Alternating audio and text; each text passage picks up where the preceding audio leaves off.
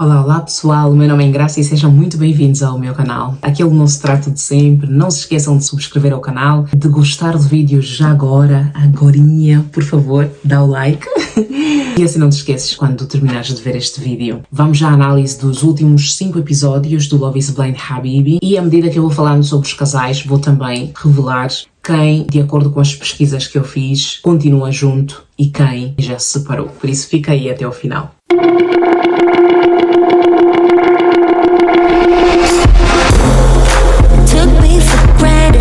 Vamos começar pela Noor e pelo Mido. Ela, como sempre, muito mais preocupada com a aparência dela do que com o relacionamento deles. Tanto que o Mido se queixa que ela é emocionalmente fria, distante, que só está preocupada com o cabelo, que está muito vento, que vai estragar o cabelo dela, ou se é para sair mais logo porque está muito calor. E o Mido diz que ela pensa que é uma Barbie. E nós vimos que ela realmente preocupa-se muito com a aparência. Até que o Mido farta-se e sugere cada um seguir o seu próprio caminho. E ela, ótimo, como se fosse a coisa mais natural do mundo. Ela ainda queria dizer alguma coisa antes dele se ir embora, mas o Mido, como nunca deixa as mulheres falarem, não é? Explicarem o lado delas, ele retira-se e vai-se embora. Mas parece que ela não tinha percebido que ele ia mesmo embora, ia sair lá do sítio onde eles estavam. Ela agiu como se aquilo não estivesse a acontecer com ela. Mas até aí eu até pensei, bem, o Mido também não faz o género dele e, portanto, é normal que ela não esteja nem aí se o Mido vai-se embora ou se fica. Mas depois, a Rajar agiu da mesma forma, a Karma também, o que me leva a crer que as mulheres árabes, elas são mesmo muito fortes. Definitivamente nós precisamos aprender mais com elas, porque parece que elas não sofrem com o término de um relacionamento. Como disse a Dani Bogion, parece que elas até desfilam, que chegam a desfilar quando é o fim do relacionamento. Eu tenho 100% de certeza que eles não estão juntos, até porque no último encontro que eles todos tiveram, ela esteve a conversar com Karim e ele diz que ela lhe surpreendeu no bom sentido. Por isso, se a Noor está com alguém do elenco, deve ser com Karim. Mas sinceramente, eu acho que a preocupação da Noor com ela mesma e com a beleza dela, eu acho que não lhe permitiu dedicar-se a um relacionamento. A seguir temos os marroquinos, a Rajar e o Simo. Depois daquela confusão com o Shafiq, o Simo abandonou-a e foi-se embora, porque ele obviamente notou que ela estava-se nas tintas, ela não queria saber, não lhe apoiou durante aquela discussão. E apesar dela dizer que não gostava de ser abandonada lá nas cabines, ela também continuava calmíssima depois do Simo ter ido embora. Ela a princípio fica surpreendida, mas depois diz que não vai correr atrás dele, até porque ele não teve a preocupação de falar com ela antes de a deixar. Mas realmente o Simo é muito explosivo e temperamental. Um perigo mesmo. Eu também acredito que eles não se tenham reconciliado, porque o Simo é muito orgulhoso para isso. E ela também já demonstrou que é uma Noor 2. O próximo casal, a Karma e o Amar. De todos os casais, eu achei que eles foram o que mais exploraram as demonstrações de afeto. Eles foram até ao limite daquilo que eles poderiam ir. Houve até alturas que eu pensei que eles se iam dar um selinho, mas eles contiveram-se. E mesmo se eles se dessem um beijinho, não sei se a Netflix ia deixar passar. Lembrando que ele é sírio e ela é da Tunísia. A propósito, fui a única a ficar tensa em algumas partes desta edição, como por exemplo quando foi aquelas conversas entre o Amar e a Karma, o Simo e a Rajar, foi um tanto tenso. Mas em relação a este casal, não foi tantas preferências e as atitudes machistas do Amar que mais me surpreendeu. O que mais me surpreendeu durante as conversas deles sobre a dança foi a classe, a calma, a sabedoria que a Karma teve enquanto falava com ele. Mesmo sabendo que era um ponto de inflexão e que ele às vezes ficava irritado por ela insistir neste assunto, como foi o caso daquela conversa final em que ele bate na mesa. Ela é muito engraçada, ela diz uf, uf. A forma como ela reage, de forma muito calma, muito prudente. Em nenhum momento ela foi desrespeitosa, rude ou desagradável com o Amar. Ela explicou de forma brilhante a importância que a dança tem na vida dela, ao dizer que simplesmente há diferentes contextos, diferentes situações e que a dança era parte da identidade e da existência dela. E quando ela via que ele estava a ficar irritado, ela dizia, talvez seja melhor então continuarmos esta conversa numa outra altura. Por exemplo, quando ele disse que ele não gostava que alguém discutisse com ele da forma como a Karma o estava a fazer, e também quando ele disse que se eu te digo que eu não gosto de uma coisa, só tens de dizer está bem. Amém. Tipo, o Omar é realmente uma pessoa fisicamente muito atraente, mas e depois há uma altura em que ele diz que eu gosto de ti porque és uma mulher tradicional, que preserva os costumes. E eu só estava a olhar para eles, estamos a ver o mesmo programa? Tipo, a questão da dança é tudo menos ser conservador ou tradicional. Isso, obviamente, tendo em conta a mentalidade do Médio Oriente. Por isso, como assim ela é conservadora e é tradicional? Não entendi também esta parte. Mas eu também não pensei que ela fosse tão decidida e determinada em não baixar a cabeça para o Omar e depois então escolher a dança. É o que eu vos digo. Estas mulheres médio-orientais têm um jogo de cintura acima da média. Realmente nós temos muito que aprender com elas. É muito provável que eles não se tenham reconciliado porque a única maneira deles ficarem juntos era se eles chegassem a um acordo em relação à dança e a Karma estava muito disposta a isso. Só que o Omar nem a um acordo ele quer saber. Ele não queria saber de acordo nenhum. Então, besties, eu tenho acompanhado os posts do Omar e da Karma e eu acredito muito que nós vamos ter uma surpresa agradável no reencontro. Eu acredito que eles estejam juntos e provavelmente já se casaram. Penso que o Omar realmente se apaixonou por ela e que a ideia de ter ela na vida dele falou mais alto.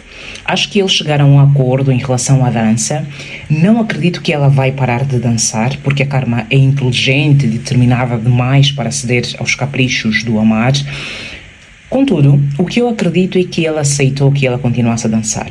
Pontos para a Karma, que soube se impor e desta forma mostrou-lhe que era ele que estava a abrir mão do relacionamento deles devido a esta exigência trivial. Mas não contei a ninguém, está bem? Só vos estou a contar porque vocês são os meus besties e por isso, se ainda não te inscreveste no canal, podes já fazê-lo para continuarmos a estreitar os nossos laços de amizade. Muito obrigada desde já pelo teu apoio. Vamos a alguns pormenores que me levaram a esta conclusão. Há cerca de uma semana atrás, o Omar publicou um carrossel de fotos e vídeos no Instagram que, como vocês podem ver, a legenda diz I love you for so many reasons. Tradução livre, amo-te por tantos motivos. E como vocês podem reparar, a maior parte dos posts está a preto e branco. Reparem também no local em que ele fez esta publicação. Para mim, este local é um aeroporto. Houve uma seguidora que perguntou se ele se estava a referir à Karma e ele apressou-se em dizer que não. Cortina de fumaça, porque passado pouco tempo e no mesmo dia, a Karma publica um vídeo, também a preto e branco, a dançar, toda ela feliz e contente. Ilustres, se isto não quer dizer alguma coisa, então eu devo estar mesmo mal da cabeça.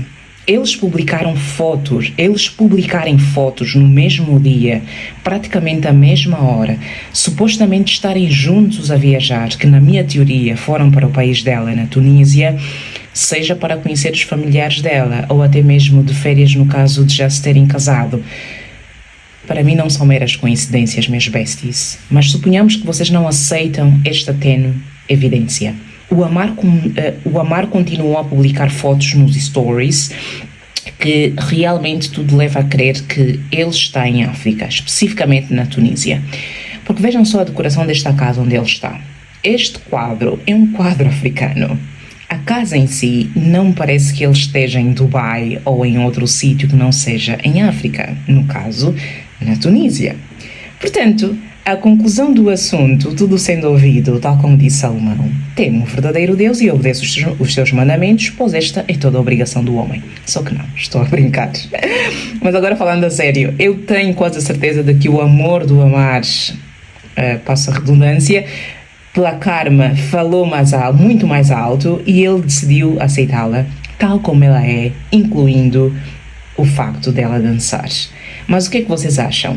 Deixem nos comentários, nem que for para dizer Engrácia, estás maluquinha da cabeça. Fez-me lembrar a Soraya Zayed, conforme já disse também no vídeo passado. Ela vive no Egito há mais de 20 anos e ela diz que ela teve que fazer um acordo com o marido dela egípcio para que depois do casamento ela continuasse a dançar. Não ia depois o marido, depois de casado, mudar de ideias e obrigá-la a parar de dançar. Isso também pode acontecer. E ela é uma dançarina profissional. Por isso, vejam o canal dela. Ela também está analisar o Love is Blind Habibi. Depois temos o Mohamed e a Safa, o único casal que se casou e que, na minha opinião, continua junto. Tenho dado uma de FBI e parece que eles publicam fotos em sítios iguais, em sítios parecidos. E, portanto, se frequentam os mesmos sítios, é porque continuam felizes para sempre. Por momentos achei que o facto da Safa ter de viajar constantemente e também do facto dos pais do Mohamed não chegarem a tempo para conhecê-la fosse interferir na decisão deles de se casarem, mas tudo correu bem e eles lá se casaram com um vestido que ela tinha escolhido à última da hora, porque os outros ela não gostou de nenhum. Achei muito interessante o facto de serem os apresentadores a realizarem as cerimónias e depois eles então terem de ir ao sheik para assinar a papelada caso eles dissessem sim. E aqueles gritos das mulheres.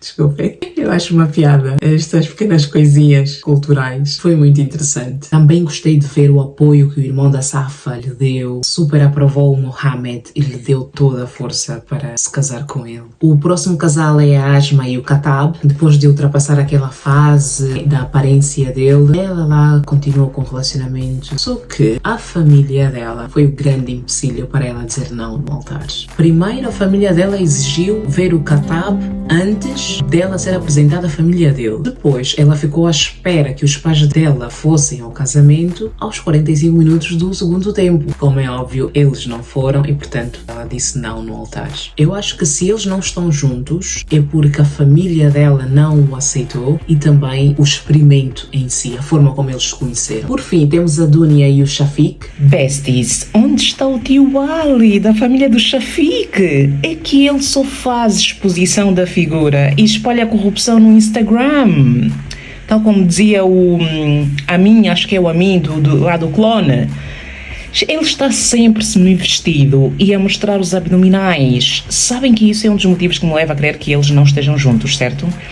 Porque eu penso que se eles estivessem juntos, ele não ia mostrar tanto o corpo. Pelo menos a Dunia já mostrou que é ciumenta demais para isso. Eles combinaram de dizer não no altar. O Shafiq chegou a se queixar dela ser muito apegada à mãe dela. Disse que caso tivessem problemas no casamento, obviamente ela não deveria incluir a mãe dela nos problemas deles, o que é compreensível, porque eles estariam casados e, portanto, eles deviam resolver os assuntos entre eles. Eu não sei se é porque eles combinaram de dizer não, mas a mãe da Dunia não foi ao casamento, só a irmã dela é que foi, mas tanto eles como a Asma disseram que era apenas um não para o casamento naquele momento e que depois daí iam continuar o relacionamento e trabalhar por forma que eles então chegassem a se casar. Houve também uma foto em que ele publicou nos stories com a nova tatu dele e veio logo esclarecer que não se tratava de uma homenagem à Dunia. Então, este esclarecimento dele, ao mesmo tempo que me veio confundir, também veio reforçar a ideia de que é muito provável que eles não estejam juntos.